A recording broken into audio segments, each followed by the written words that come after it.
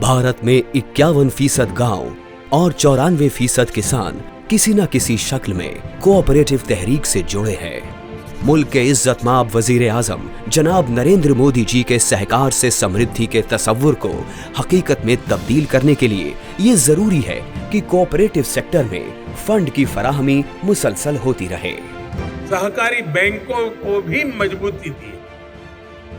सहकारी बैंकों को नई ब्रांच खोलनी हो, लोगों के घर पहुंचकर बैंकिंग सेवा देनी हो, इसके लिए नियमों को आसान बनाया गया। इज्जतमाब वजीर दाखिला और कोऑपरेटिव के वजीर की रहनुमाई में वजारत कोऑपरेटिव सेक्टर के तमाम स्टेक होल्डर्स के साथ मुसलसल राब्ते में है और काम कर रही है।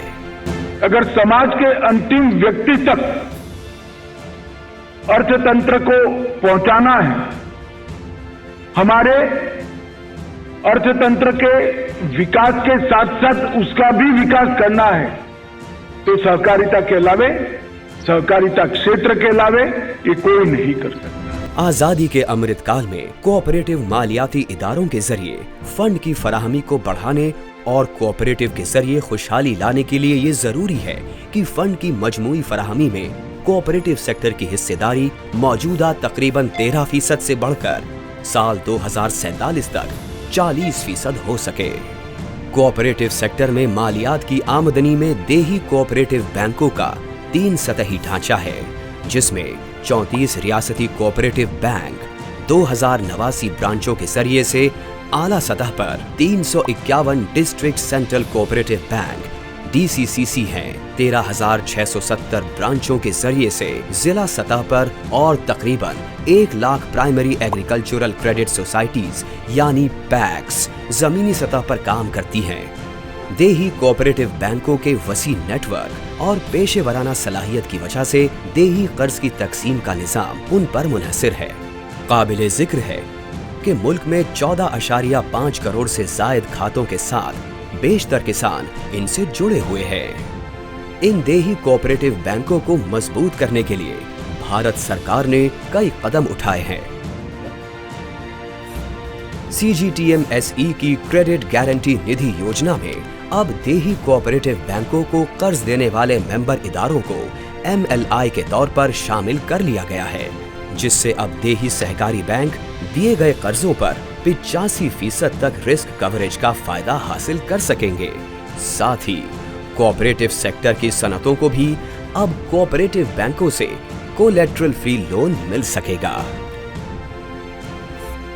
देही कोऑपरेटिव बैंकों को अब जदीद सहूलियात से लैस अदायगी के निजाम AEPS पर ऑन बोर्डिंग के जरिए कोऑपरेटिव के शोबे में डिजिटल इनकलाब लाया जा रहा है। इस शोबे में छोटे कोऑपरेटिव बैंकों की आसानी के लिए लाइसेंस फीस को लेन देन की तादाद से जोड़कर कम कर दिया गया है। इसके अलावा कोऑपरेटिव के माली इदारों को पहले 3 महीने पर प्रोडक्शन मरहले तक मुफ्त सहूलत भी हासिल हो सकेगी। इससे अब घर बैठे बैंकिंग की सहूलत किसानों को उनकी उंगलियों पर मिल सकेगी।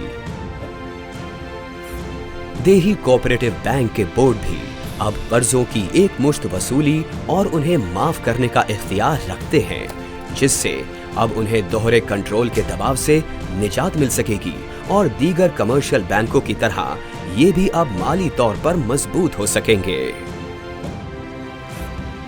देही कोऑपरेटिव बैंक अपनी तिजारत को कसीर जहती बनाते हुए कमर्शियल रियल एस्टेट रिहायशी शोबे को कर्ज दे सकेंगे, जिसका फायदा न सिर्फ देही कोऑपरेटिव बैंकों को होगा बल्कि रिहायशी कोऑपरेटिव सोसाइटीज भी मुस्तफीद होंगी।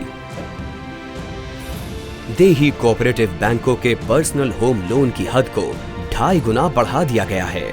अब निजी रिहाइश के लिए किसानों को देही कोऑपरेटिव बैंक 75 लाख रुपए तक का कर्ज दे सकेंगे, जिससे किसान भी खुशहाली की जानिब गामजन होंगे। भारत सरकार के ये कदम आजादी के अमृत काल में देही कोऑपरेटिव बैंकों को मजीद मुअस्सर बनाएंगे और ताउन से खुशहाली के तसव्वुर को हकीकत में तब्दील करेंगे। मजीद मालूमात के लिए राब्ता करें www.cooperation.gov.in